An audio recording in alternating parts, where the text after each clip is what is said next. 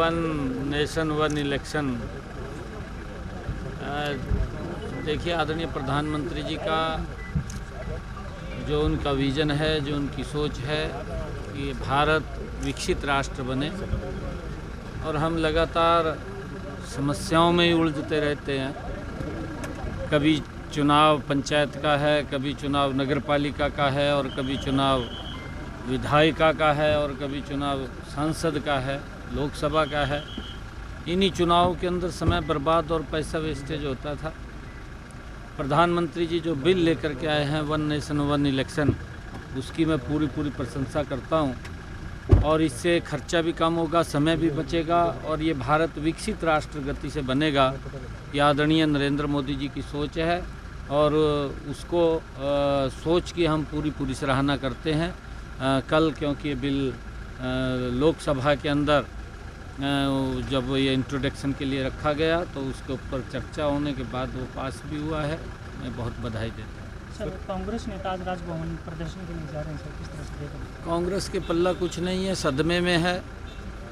ये उन्होंने इस प्रकार की वो बातें करते हैं, क्योंकि जब उन्होंने अपने आप किया नहीं, अपने आप तो वो लगे रहे लोगों को परेशानी में खड़ा करने में, और असुविधाएं लोगों के आगे समस्याएं पैदा करने में। जब समस्याएं पैदा की हैं, तो अब कहाँ जहाँ वो चक्कर काट रहे हैं, उसका कोई लाभ तो बढ़ने वाला नहीं है। परंतु किस लिए काट रहे हैं, उनको पूछना चाहिए, उनको बताना भी चाहिए विषय क्या है। वो अपने गिरेबान में जा करके देखें कि जब हम सरकार हमारी लंबे समय तक रही है, देश के अंदर भी रही है, प्रदेश के अंदर भी रही है, तब तो वो किसी वर्ग के लिए कुछ नहीं कर पाए। ना उन्होंने किसानों के लिए किया, ना उन्होंने महिलाओं को सुरक्षित किया, ना उन्होंने युवाओं के लिए किया, ना उन्होंने गरीब के लिए किया। उन्होंने किसी के लिए जिस गति से काम करना चाहिए था, नहीं किया। उन्होंने तो लोगों को समस्याओं के अंदर उलझा करके रखा है। उनकी सोच थी, और अब उनका कुछ बटने वाला नहीं है। सर, किसानों का रेल रोको अभियान है, इस आंदोलन को आप किस रूप में देखते हैं? नहीं, देखिए, हमारी सरकार ने पिछले 10 वर्षों में किसान हित के अंदर बड़े मजबूत कदम उठाए हैं, और हरियाणा के अंदर हम किसान की 100% फसल MSP पर खरीद रहे हैं। किसान को भावांतर भरपाई भी हमारी सरकार दे रही है, चाहे बाजरा का किसान है, चाहे कपास का किसान है, और चाहे ज्वार का किसान है। और MSP के ऊपर हमने अभी ये कहा है कि हम 100% फसलें MSP पर खरीदेंगे। पंजाब की सरकार को वहाँ के किसान से जाकर के बात करनी चाहिए, और जो वहाँ के किसानों की जो ये समस्या है, उस समस्या का समाधान वहाँ की सरकार निकाले। परंतु वो राजनीति में लगे हुए हैं। कांग्रेस के नेताओं से भी मैं कहना चाहूँगा, जहाँ जहाँ उनकी सरकारें हैं, चाहे हिमाचल के अंदर है या कर्नाटक में, तेलंगाना में है, वहाँ के किसानों को MSP, उनकी फसल को MSP पर खरीदने का काम करें, ताकि किसान को राहत मिले। इस प्रकार का लोगों के अंदर झूठ बोल करके राजनीति करना दुर्भाग्यपूर्ण है। ये नहीं होना चाहिए। सर, एक अंतिम क्वेश्चन, सर, नशाखोरी प्रदेश में बढ़ रही है, आप ये एक कार्यक्रम में आज पार्टिसिपेट करें, क्या मानते हैं सर, इसका क्या सोल्यूशन निकालने जा रहे हैं आगे आने वाले टाइम? नहीं, देखिए, हमें इस बात को लेकर के सचेत भी होना पड़ेगा, माँ बाप को भी सचेत होना पड़ेगा। सरकार मजबूती से इस दिशा के अंदर काम कर रही है। हमने बहुत ही डिटेक्शन सेंटर्स भी खोले हैं, और उनको हम निरीक्षण भी उनका करते हैं। अगर कहीं पर युवा गलत रास्ते के ऊपर जाता है, तो माँ बाप भी उसका ध्यान रखें।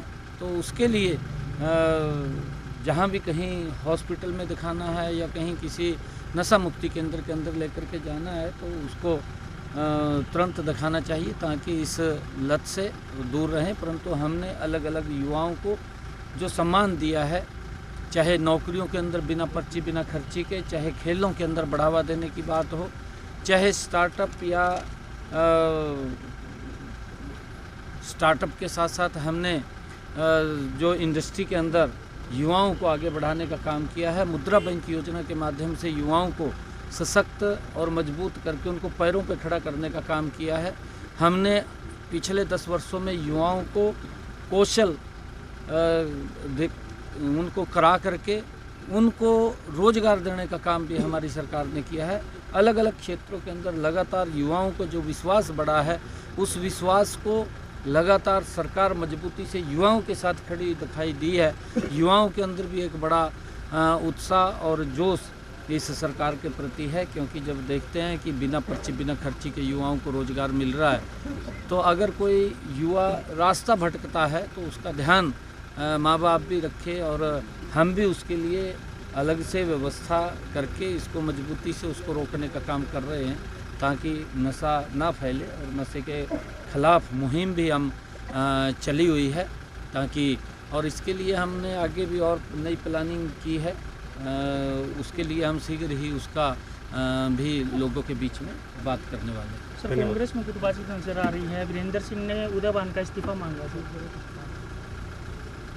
देखिए, क्योंकि कांग्रेस तो गुटबाजी की शिकार है, इस्तीफा मांगना तो अच्छा है। उन्होंने वो आपस में ही इस प्रकार की बात कर रहे हो, तो ईवीएम को दोष देते थे कि ईवीएम हैक कर ली गई। ईवीएम हैक नहीं हुई है, ईवीएम को तो बदनाम करने का उनके पास एक शॉर्ट वो है, कहीं और आरोप ना लगे, ईवीएम के ऊपर आरोप लगा दो। कांग्रेस की फितरत रही है, परंतु सभी चौधरी वीरेंद्र सिंह तो बीजेपी के अंदर थे, चौधरी साहब को बहुत बड़ा सम्मान दिया है कि वो कांग्रेस की तरफ भाग गए। क्या करें जी, उसका इस्तीफा तो मांगना ही। धन्यवाद।